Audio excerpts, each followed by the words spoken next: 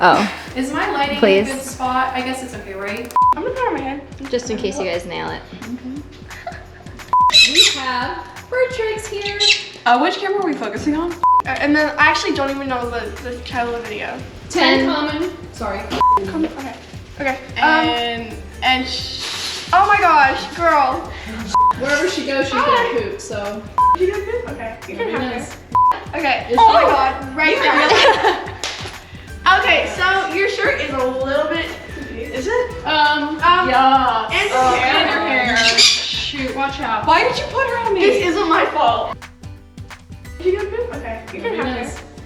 What I'm gonna drive you guys insane. We haven't even started yet, and there's already bird poop on her shirt. Oh my So gosh. welcome everybody to a BirdTricks collab. We're here with CGTeen on the 10 common mistakes with conures, specifically green cheek.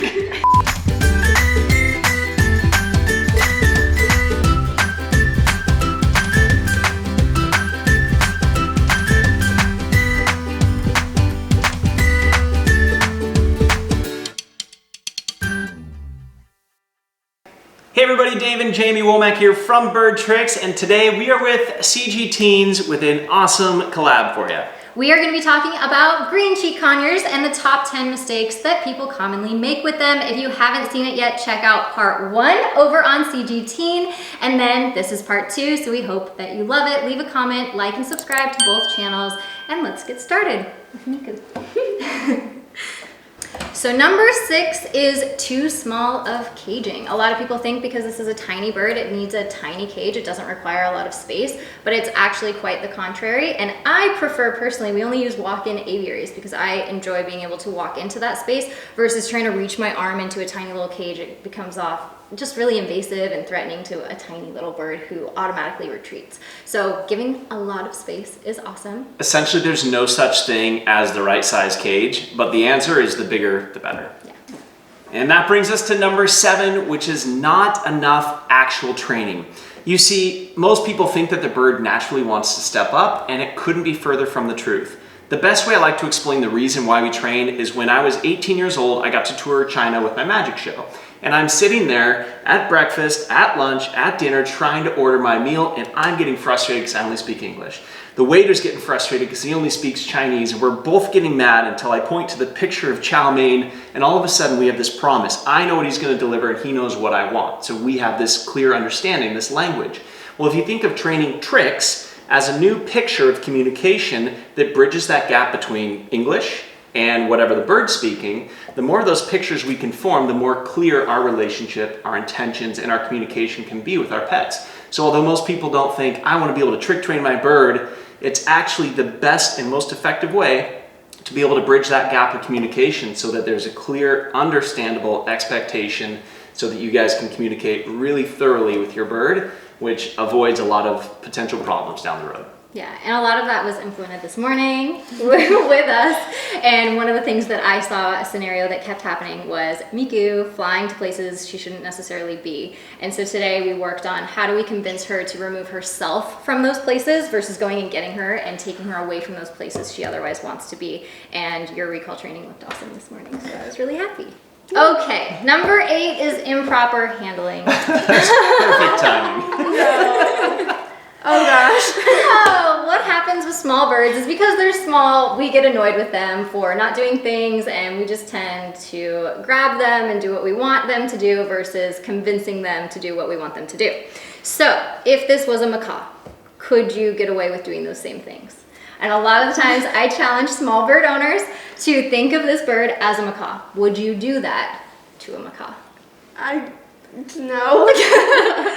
So it kind of forces you to think, how would I get out of this situation with a big bird and to treat a small bird like that? Because sometimes we can accidentally bully them, or we might ask them to step up, they don't want to, so we just grab them instead. And it's still not giving them a choice. So improper handling is huge with small birds. And if you've ever been bullied, there's a point where you're big enough to put up a fight back, and the person who did the bullying regrets ever bullying you in the first place. And that happens with birds. And so we accidentally bully these birds, like, you don't want to step up, ha ha, like no choice. Well, eventually she'll be big enough, strong enough, confident enough to really retaliate. So the important thing that we refer to is permission-based training. And every time we approach a bird, we think, hey, do you want to step up? And if the options are very clear from the bird's perspective and all the body language says, no, I don't want to step up, then we always pause and we say, why not? Oh, I don't have a treat. And then, now do you want to step up? And the bird usually enthusiastically gives you a heck yeah, jumps up with no hesitation. If you've gotten to the point where there is too much hesitation, and you find that you have to grab your bird to move her someplace or improperly handle her to get what you want, then we probably had her out a little bit too long and didn't focus enough on making sure that every interaction is being intentionally done and that your foundational training is in place. Yeah, that makes a lot of sense. Yeah, it does. So no more grabbing her. No more grabbing her. More convincing. Yeah, that was really only something that we should be doing, like when she didn't know how to step up, because she was a little tiny, unbalanced baby. But Yeah, Yeah, that's now she different. can. Don't forget step up is a trick, you know, and Yeah. it should be trained as an intentional trick. Do you want to step up? Yes, click treat. You know, do you want to step back down? Click treat. And these, my thumb clicked. There's actual, you know, treat it as a trick and it will go a lot further for you. Which brings us to number 9, which is permission-based training, which, because I didn't read the list first, I just answered. And last and finally, number 10 is using the cage as punishment. Yeah, girl. I was mouthing it. I know. I'm like, you know what I'm talking about. You know. All right. So the cage should not be looked at as a jail cell. It should be a place of enrichment, which I know I've talked about with you, Rachel, and we've always been on the same page about it. And you shouldn't feel guilty about your bird spending time in there as long as they are enriched in there and enjoying their time. So it should be the same kind of perspective as you guys going to your room and enjoying that space as your own. So it shouldn't feel punishing, and we should never use the cage as something where we're just like, we're gonna punish the bird by putting it back in. We want that to be as much variety as possible. So when we do put the bird back in the cage, maybe it's for 2 seconds, 2 minutes, 2 hours, 2 days, they don't know. It's always varied. So if you leave for a weekend, it's no big deal. If you need to do homework and do focus stuff for 2 hours, no big deal. They can self-entertain, which I love so much about Miku. And if it's for 2 minutes, that's awesome because she's conditioned that not every time I go in the cage is gonna be for an extended amount of time where I'm away from my favorite people. So when birds are this age, it's really tempting to keep them out of the cage all day as much as you can, especially when there's kind of this overwhelming feeling of like, hey, I got this bird, she shouldn't be stuck in a cage. The people that take that approach end up having their bird out of the cage too much, and then the cage actually does become punishment, which the challenge with that is you need the bird to enjoy being in the cage.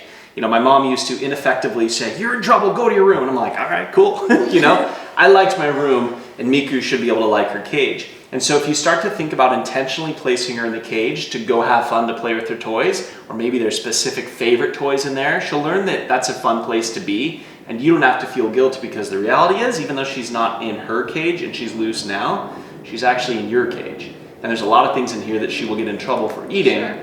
And we want to avoid having to accidentally punish her by taking her off of the plant over here that she likes to chew on, or the couch because she'll poop on it. And if we're constantly grabbing her, we're constantly accidentally punishing her. Right.